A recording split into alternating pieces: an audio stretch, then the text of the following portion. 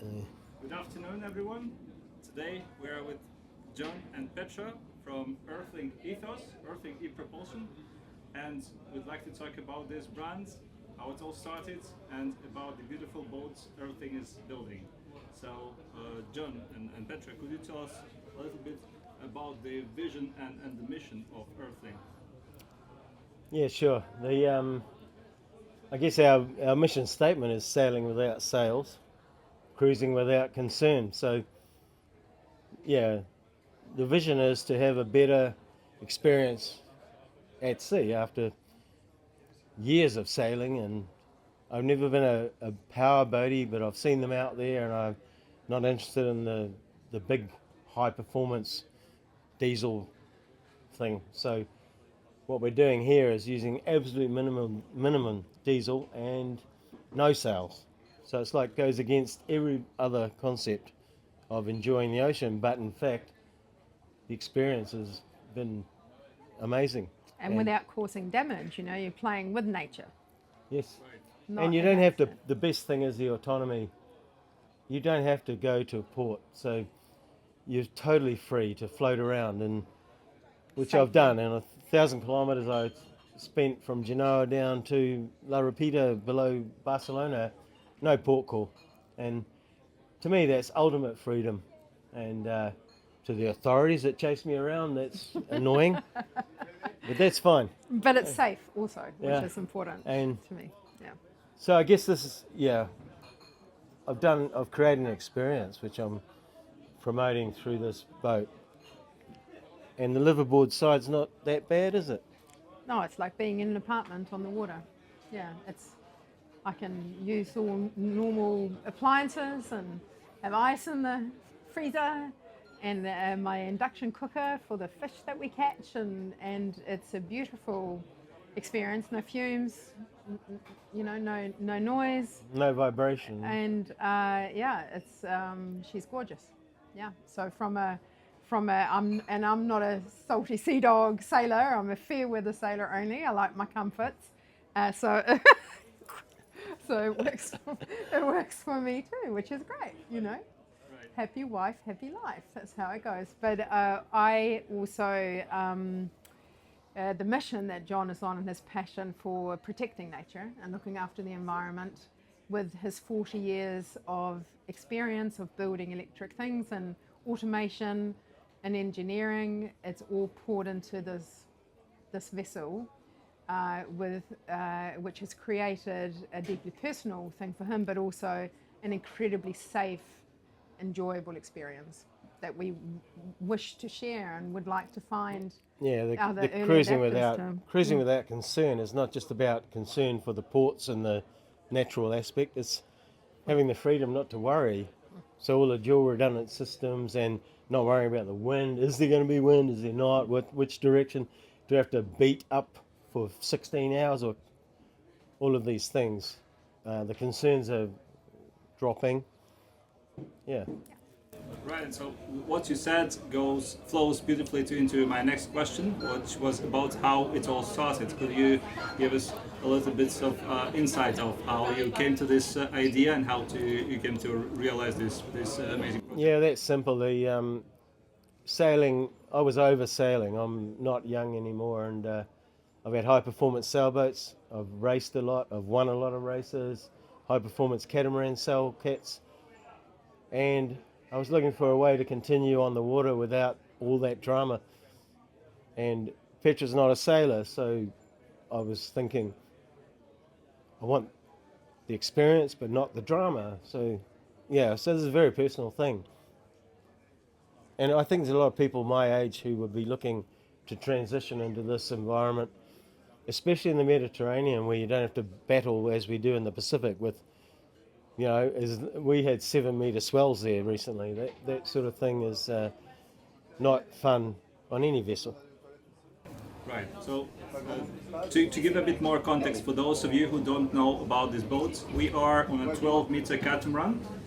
So it has 2 hulls, and in each hull we have an engine, a battery pack, and a generator, which is an extra option. Yeah. Correct me if I'm wrong.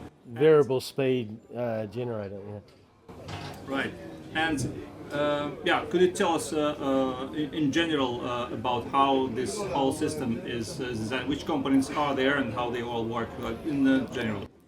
Yeah, so all of the systems are European. The hull itself is built in Thailand for commercial reasons, but to a very high spec, and shipped here. And then the German motors are installed, and the Dutch power systems are installed. And that doesn't take long because all the 3D printing and things that we've done, 3D imaging, it all bolts in place within weeks.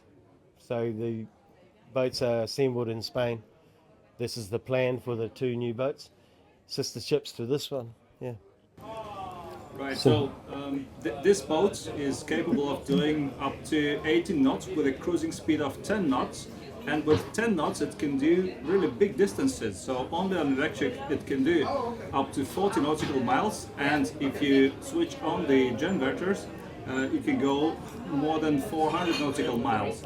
So I imagine that it's very challenging to build a system that works this way, and the combination of components and the hull and the weights and many variables are in play to be able to provide this experience. Could you give us a bit more insight into that and into the challenges that you faced designing it?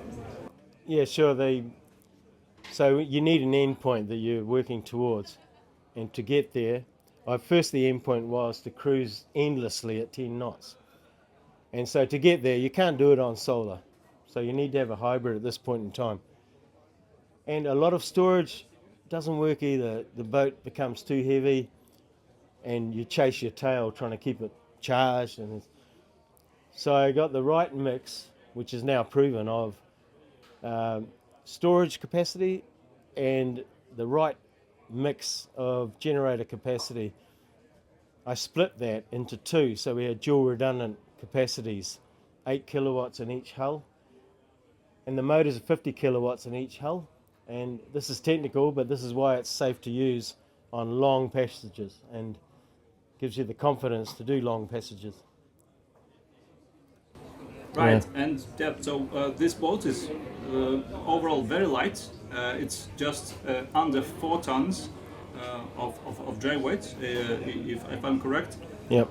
So another idea or thought behind it is simplicity and also comfort. So Yeah. could you give us a bit more insight into that direction? Yeah, sure. This is something Petra might answer better, but I'm very minimalist, and the boat displays that. So it's very clean, and surfaces are. There's no clutter on this boat. Until I come on board. Yeah. I bring footprint. comfort. My footprint is here, and when Petra arrives, the footprint is larger. But the boat has soaked that up. I'm surprised how well. I like a well-stocked pantry.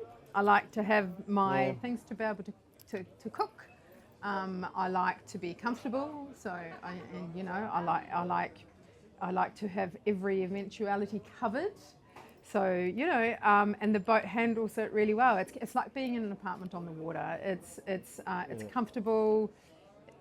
It doesn't matter if we've got bad weather and we shut all the doors and we read a book inside and we cook some soup from scratch and catch a fish, and it's a beautiful experience, and even better if we have beautiful weather. And we just leave it all open and we sleep upstairs in the main saloon, because I like sleeping up there, especially with all the doors open. And you just jump in the water in the morning. It's gorgeous. It's quite natural. Yeah.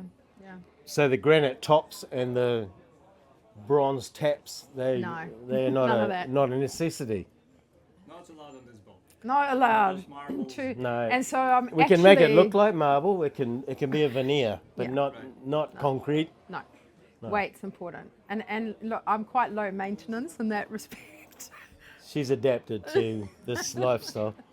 I think she'd prefer to be on an 80-foot boat with granite tops, but Nah, I wouldn't be there, and so she chooses this one. that's right. That's worth their sacrifice. All right, so yeah, the overall philosophy is to set the autopilot on, set your destination, and enjoy the journey. Yeah. At 8 to 10 knots, it gives you plenty of range without anxiety, Yep. as all the systems are redundant, and you can relax and you can do your things along the way. That's true, and even though I designed it to do that, I was surprised that it did it so well. Yeah. So it's very simple. If you're fighting nature, you have to pay. So we put a little bit more energy in to go into the wind and into the swell, but it still goes beautifully at 10 knots. If we're going with nature, less energy, 10 knots. Everywhere 10 knots. And the destination time is exactly right, just like you're driving your Tesla. So no tacking, especially in the Med without the tidal currents, and the sea states here are better. Yeah, it's great. It's very predictable, so you can make plans to be somewhere, and you will be there. Even if it's long distance, I've travelled 200 k's, 100 nautical miles in a day. You just get up early and you work around the trip, but you get there in a straight line on the time it says. Yeah. Right. So as I imagine, the concept is that, for example, if you want to go on a day trip somewhere around your port, 40 nautical miles should be enough for most cases. So you don't even need to spend a liter of any. No, we don't normally. So the generation is only for passage making. Day sailing is from the sun. Yep. Not from the solar roof though, from stored energy from the solar roof. Yep. There's a big difference because people think you just sail around with your solar roof. You can, but you're going so slow, it's painful. If you store the energy, you can still do 18 knots on this boat for a short time from stored solar energy. So it's not costing you anything. It's a concept that people battle with, and it annoys me. But yeah, you can cut that bit out. No, I think that's good. I think that's important. That's good. Yeah, it's good knowledge to have. Right. And there can be several usages to this boat. So we were speaking about personal use for a family, even one person. So you did several trips alone, and it's still a good boat to do that because of the simplicity and ease of managing it and maneuvering. You don't need to maneuver much. You don't need to work with the sails and the whole system. So that's one side of it. So it could be also a family with kids, but then it could also be used for businesses. Let's talk about different use cases. Yeah, we have a design called the E40T, tourist taxi. It's exactly this boat, but with a adjustable seating arrangement. So it could be a dive charter boat, could be a passenger boat for 20, 30 people and sitting in seats. It's very versatile from that perspective, but I still believe as a pleasure boat, this is really where it really shines. We've got showers and toilets in both hulls, which wouldn't change even for the commercial boat. I think we also talked about the bare-boat charter market, that where users book their 2 weeks holiday, they charter a boat, and we've talked to so many people who say, we get to the boat, every day there's a problem. Obviously, diesel engines have a lot more moving parts, there's often a problem, there's a problem with sails, there's a problem with something every day, or there's no wind. And they have 2 weeks, and they're meant to meet friends in a different port somewhere, and they can't get there, and the whole holiday is kind of wasted because they've had bad weather. At least with Earthling, you point and go. It doesn't really matter, and then you have a party on board. It's not fun in bad weather, party but boat. it's not fun in bad weather like any boat, but it gets there. Yeah. We have Yep. the massive props and the torque we have on the back of the boat. It never moves. You're just driving in a straight line. There's no windage in storms. With rigging and all of that, the last thing you want to do is try and go head into that stuff. Right. This is a very sleek boat, so if you have to, you can. So, Depending on your usage, you could do short trips where you don't need diesel at all. But then for passage making, you might use some diesel. And for those types of usage, the consumption is very important. So if you own a boat or if you rent a boat, you pay for diesel, and lately the prices were up through the roof. So tell us a bit more about the different consumption, different speeds, and what Yeah, well, you recommend. the reason that this boat uses so little fuel, like 5 litres an hour at 10 knots, has nothing to do with the fuel cost. It's to do with no port calls. So the original design was just to be completely autonomous at sea. And in the Pacific, there's no ports. There's no fuel, so you have to have sails. So trying to do anything in those big ocean environments is difficult. And in this environment, it just gives you the freedom not to have to go and park somewhere. I hate going into marinas with all the drama. Let me in, you know. Oh, you wait. No, I'm not waiting. I'm carrying on. See you. This makes life easy. Freedom. I think it gives it a new level of freedom. But also the key being that at 5 litres per hour at 10 knots, you can carry on for a very long time, and it's also not going to cost you thousands of dollars, right? Because I know a lot of people, we've seen boats going a lot slower than what they traditionally have, motor boats out on the ocean, and they're going slower because they know that if they're going at 12, 16 knots, they're burning hundreds of dollars an hour. Right. Almost everything on the water when I did the 1,000 Ks from Italy down to Barcelona was going either slower or the same speed as me. Yeah. Very few were trying to go faster. But burning a lot more diesel per hour than what we do. You know, that's yeah. So it's interesting that this beautiful glide that we're doing, silent gliding, we're basically doing the same speed as that big super yacht over there, but of course not making anywhere near the indent.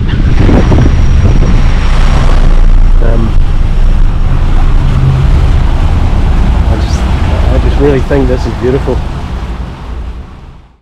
So I think the investment to get a boat like this that is so reliable and so safe, with all the best of breed components available in the world in terms of electric motors and the various wood generators, the investment is made up front, but the savings of not having to burn through hundreds of litres of fuel every time you go out, and the maintenance. And the life on the water is rewarding, or more rewarding, and then there's no frustrations. So it hasn't got the granite tops and the gold taps. That's all. Or the spa pool, or the laundry, or the ice maker. But why do you need that? You have that at we've got home. an ice maker. We've got to have an ice maker. We make our ice.